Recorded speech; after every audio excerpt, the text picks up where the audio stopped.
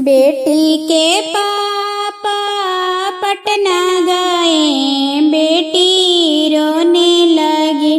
बेटी के पापा पटना गए, बेटी रोने लगी।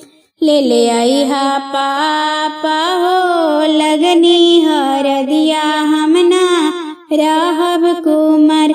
ले आई हा पापा हो लगनी हरदिया, हमना रहब कुमार।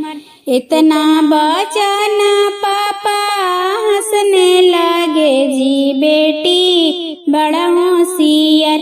इतना बचना पापा हंसने लगे जी, बेटी बड़ा होशियार। ले आई बेटी गे लगनी हरदिया, अब ना रही कुमार। ले आई बेटी गे लगनी हरदिया, अब ना रही कुमार। बेटी के चाचा पटना गए, बेटी रोने लगी।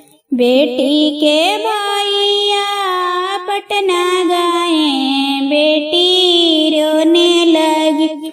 ले आई हा चाचा हो लगनी हरदिया, हमना रहब कुमार। ले आई हा भैया हो लगनी हरदिया, हमना रहब कुमार।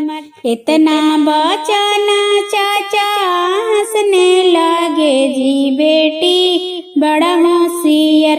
इतना बचना भैया हंसने लगे हो, बहिनी बड़ा होशियार।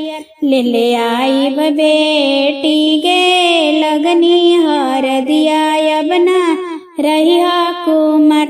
ले आई बहिनी गे लगनी हरदिया, अब ना रही कुमार।